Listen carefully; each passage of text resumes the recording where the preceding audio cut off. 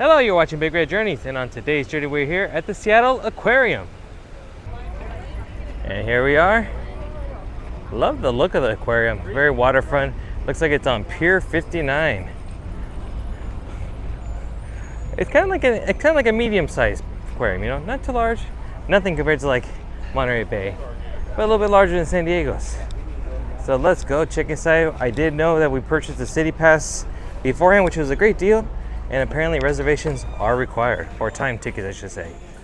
And if you don't get the city pass, currently right now admission general is $40.95. If you're a resident of Washington State, $36.95. Members of course are free. Children are free if they're 0 to 3, youth are $28.70 and lower. Looks like there's also a few presentations you can be a part of, everything from learning about Washington waters, harbor seals, marine mammals, and all about our sea otter. That's definitely one we're gonna have to check out. Those are the times right there. There is a virtual reality experience, which is an additional $9. But the first thing we get to see when we come in here is a very large aquarium. Oh, look how cool that is.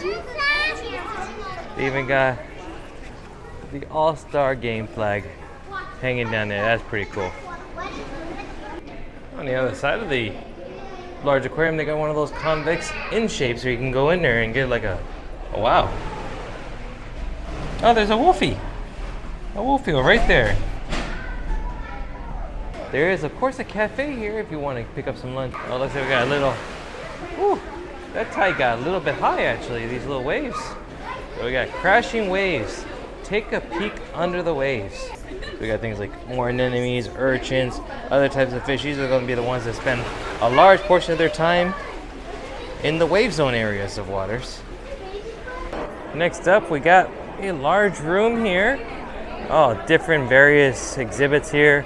Life on the edge, wild outer coast. Looks like we got a touch tide pool over here. Oh, we got one as well over here on this side. We have things such as different types of urchins. We got sea anemones. I see green and red and white. And even this one does have a little bit of an undulation going on with a little bit of a wave action. And even though urchins, of course, are prickly, that's their self-defense mechanism. If you gently touch them, you can actually feel them kind of move their spine away from your fingers. Ah, and over here we got more of sea stars. So over there was the urchin side. This is more sea. I see sea stars, bat stars, cucumbers. I see scallops over there and clams. Abalone I see over here, I think. Look. And there's a little keyhole limpet right there. It just feels, it feels like jelly. It feels like solid jelly, if that makes sense.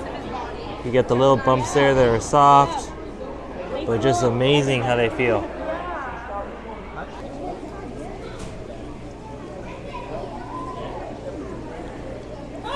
Some beautiful examples of Dale Chihuly's art.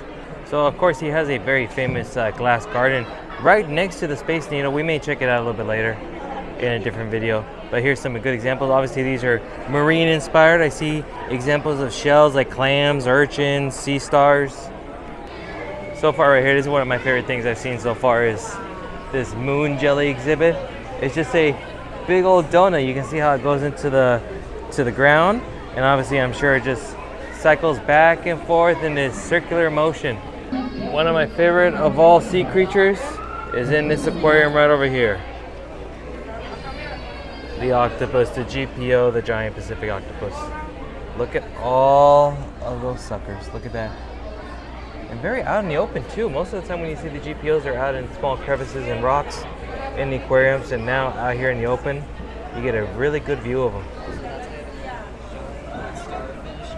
Secret right there, I don't know if you can tell, it's really hard, but the top of the aquarium where the GPO is at, it's open. And you'd be thinking, well, an octopus could easily escape through that. Well, no, it's because they put this material on the underneath of the board. You see the lid, and the octopus's suction cups cannot adhere to that. Got a little activity there for the youngins. Get to be a little Aquarius keeper. Look at that. Put on a vest. Help. Look, this sea turtle looks like it's seen better days.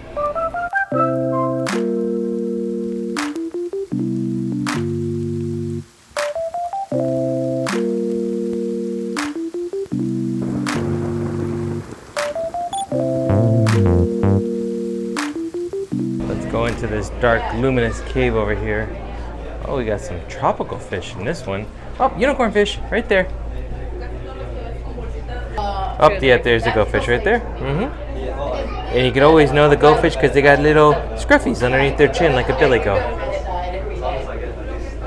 We have a tank of cardinal fishes over here somewhere. Let's see. Oh, there they are. Looks like just one solitary guy. Oh, he's by himself. And look at the little cuttlefish right over here. There's a bunch of them. 2, 3 right over there, 4 actually, and then like 3 or 4 back over here. And look at this all the way guy floating in the back. Look at that giant porcupine fish. My goodness, I haven't seen one that big before. And in more recent years, probably one of the more popular or most well-known of fish, the clownfish. Spending most of their time in sea anemones for their protection. They have a very symbiotic relationship. Coral nursery. So here we got some little corals. I see some brain coral, some staghorn coral. And you know, they actually grow, because remember, coral, even though it's one, you know, large unit, it's actually an accumulation of different microorganisms together, working together as kind of one. And then right there, tucked away in the corner, is a filefish. That just proves how good the camouflage is. There was a seahorse back there, I didn't even notice it. And one floating around over there just attached itself to the bottom of that branch. Got some creature right there, we got some sponge. And little, oh, look at that! Look at that little baby stuff. I don't know if you can see it, it's so hard to tell. It's right there. Right there. Stepping outside for a quick moment. We finished the internal portion of the aquarium, so that was this big building right there. It's actually, so the aquarium is built on 2 piers, 59 and 60, which is quite unique and interesting, you know.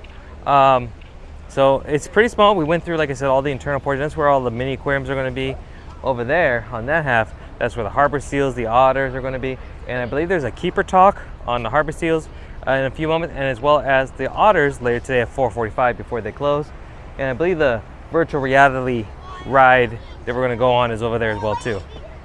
But before we do, they got this little open area, nice and breezy, beautiful. Catch a great view of the other side of the sound. Got the great Seattle wheel right back over there as well. Got the various ferry boats on the distance. Of course, a lot of people live on that side of the sound and they come over here to Seattle for work or business or pleasure. Tour boats as well, oil rigger. Very cool. Good look of Lumen and T-Mobile Park right over there.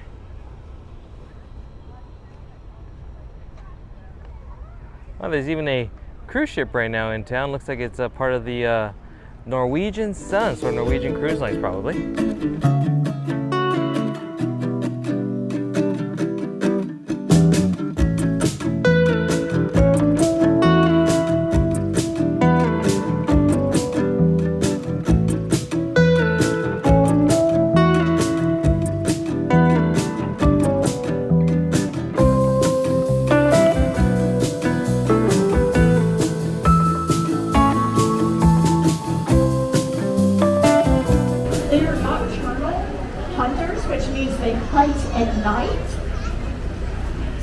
As you see our seals going by, I draw your attention to their eyes, which are big, and they see very well both above and below water. But at night, that eyesight's only going to get you so far. So another interesting adaptation they have are these very long whiskers, so aquarium today. Thank you so much for joining us. I really like this mural that's right here in between the marine mammals.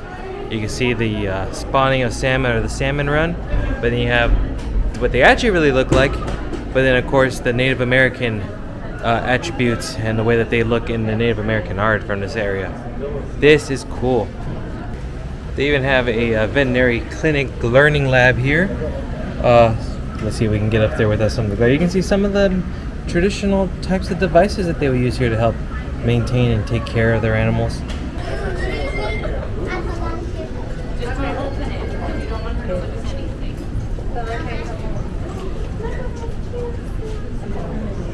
you want to see his face? And that is what the Undersea Explorer thing was. That was the 3D VR headset thing that we were just talking about earlier. We might do that. But apparently, you see, it's about manta rays. So you're going to be swimming with them, flying with them under the water. And there's little like egg-shaped pods that move you around and about while you do the VR headset. Looking at this orca on the wall here, they say this is the actual size of one of an adult orca. Look at this. And it's not even the full body yet. It's still missing about 1/3 of it on the backside. Pieces of an orca skeleton here. I see ribs, vertebrae, parts of its pectoral fins, and even the skull. Here they are swimming around on the other side. Look at that.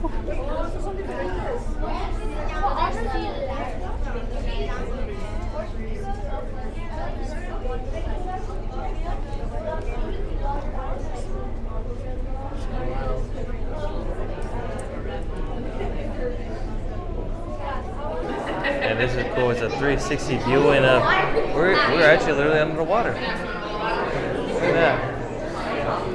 I think that's some white sea bass over there. See some bass, some kelp bass. Let's see if we can find anything. Found some perches, some lingcod. Of course, there's a bunch of sea stars and bass stars. Apparently, some salmon as well. Here, there's one over there. I saw it. Oh, there it is. That's what I was looking for. A sturgeon. Going to the next little bit of section. Looks like we got some more smaller aquariums, smaller guys. Here we got some orange cup coral. Or on this one I saw a bunch of different types of rockfish, including China rockfishes, yellowtail rockfishes. Of course, anemones. I saw some painted greenlings, kelp bass I think is in here. Oh, little star right there. Salmon rearing. The coho salmon that we see, these little smelts overhead, hatched last winter and have made their transition to saltwater. So apparently they're just going to live here for a while, and then eventually they're going to be pushed into the saltwater habitat that's outside. Got the life cycle of the Chinook salmon. We got starting from obviously eggs to little fry to smolts. So I guess these guys right here are little fries. I don't know if they're French.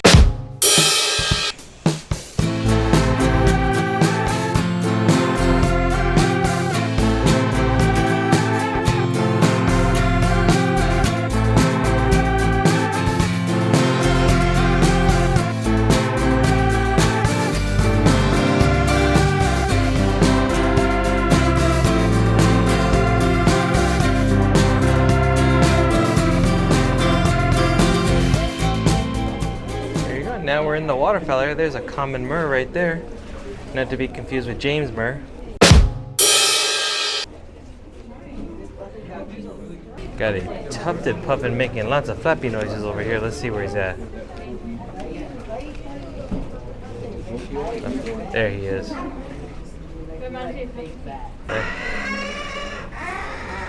Oh, got some strong vocalizations going on right now.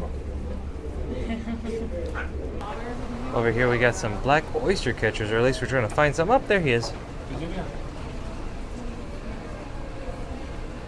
So we got a couple plovers over here. We got a kilt deer over there.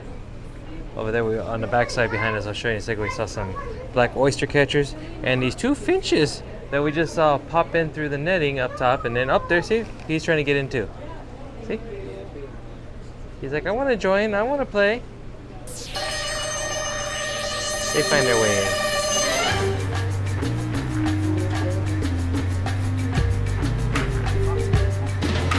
There you see? That's how they do it. Broke in.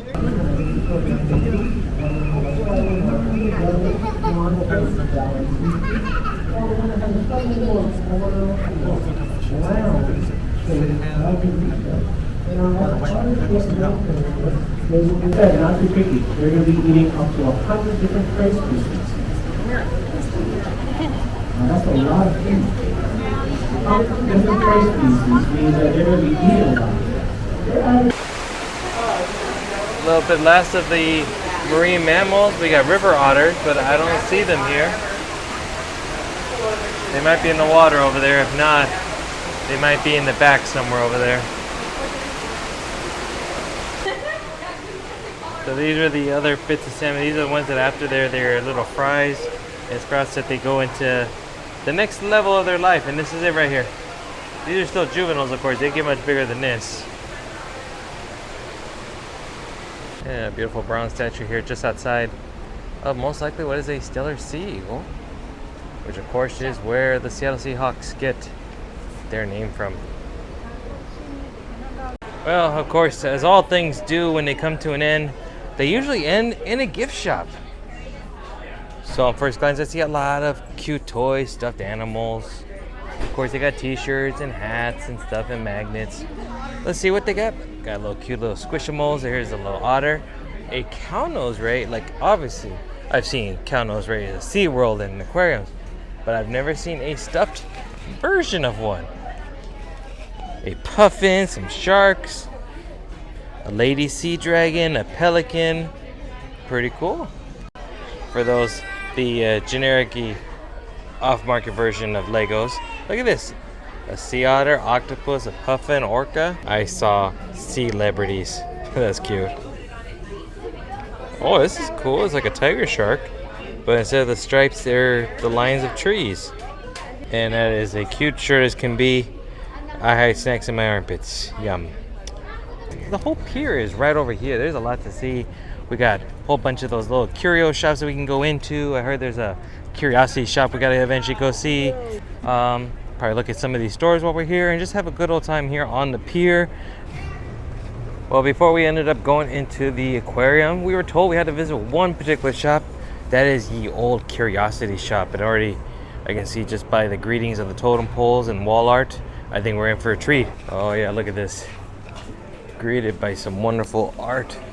Totem poles, I see antlers. Oh, I even see, look at that. Bullwinkle, what happened to you, buddy? Hard times after the show got canceled, huh? Wow. Oh, even some dorks. And yes, that is what it is, a male whale sheath. Wow. I see some sloths. Looks like a spider monkey, alligator, porcupine fish, and what is it? I have no idea. One of those taxidermied, half monkey, half fish type of creatures, but. And that actually looks like a goblin shark or some sort of skater ray. And this is Sylvester. Some sort of mummified gentleman here. Let's see what this is about Sylvester here. According to legend, Sylvester was a cowpoke who got drunk and passed out in the Arizona sun, died there, and dried out like a whiskey-soaked raisin. Supposedly between 30 and 45 years old, no later than 1880. And then I guess Sylvester also has a neighbor to his left, Sylvia, who apparently is someone, according to this little note here, is someone who immigrated here from where does it come from? Resident Evil. She's actually been here since 1960 here at the shop, but she traveled from Spain to New World in some part of the first part of the 1800s. Apparently she died tuberculosis and was buried high atop in the mountains in South America, and that's how she got preserved. And of course, since we are in the Pacific Northwest area, lots of native art. We got things of ceremonial mask, parts of boats, oars, miniature totem poles. There's a Thunderbird totem pole. That's very beautiful. Oh, there you go, the Salish Sea Tours. As the audio recording says, named after the people who were native to this area. It's a 1 hour trip. So this gives you an idea of what you get to see here. Look at the map. Oh, there you go. That's a cute look. Look at that. I like these people. There we go. Miners Landing. Nice little collection of restaurants, some stores. I heard there's an arcade back there. Those are the Wings Over Washington ride as well. We may check that out. We'll see. But let's go inside. So we're talking about the old pioneering days of Washington.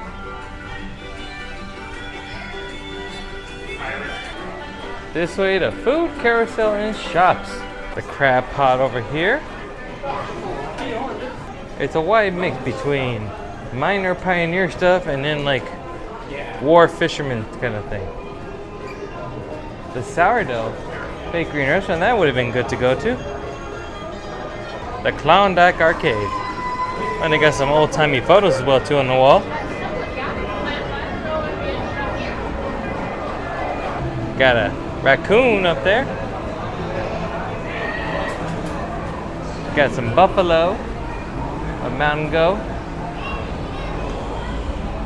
a badger, bobcat, a wolf, possibly. Wow. Oh, found another moose. Some homemade ice cream. Steve Martin over there looks like he's had a few too many cocktails. Over here, got a little snack stand with some candies and snacks. Big old gumball machine. I haven't seen one of these in a long time. And here in the back, we have a good old-fashioned merry-go-round and a shooting 'em up arcade. One more restaurant, the Fisherman's Restaurant and Bar. To the front of the wheel if we were to go on it. Yep, right here. This is where you get your tickets both for the wheel and for the Wings Over Washington ride. For every action, there's opposite and equal reaction. Not with the stick. If you throw it in the air just right, sometimes it just levitates. And if you guys watch closely, you'll see it. It stays floating in the air. Okay, sometimes when it gets hit too hard, it doesn't work. It's not your fault though, man. It's not your fault. It does other things. Like watch this. I'm gonna come up here so I can demonstrate this better. Watch this. If you take the stick and you it just vanishes just like that. But it always comes back though. It's right there, coming down, right there.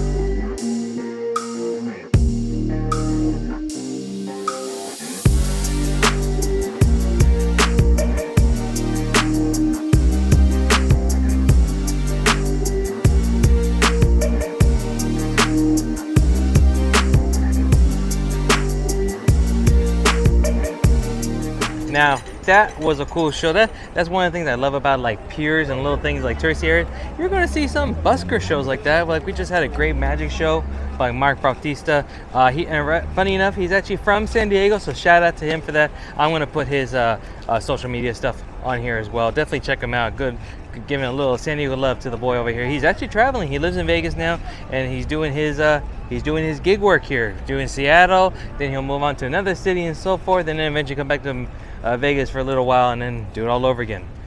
So it's a fun time. So we're gonna go into a few more shops. There's another one here called the Seattle shop.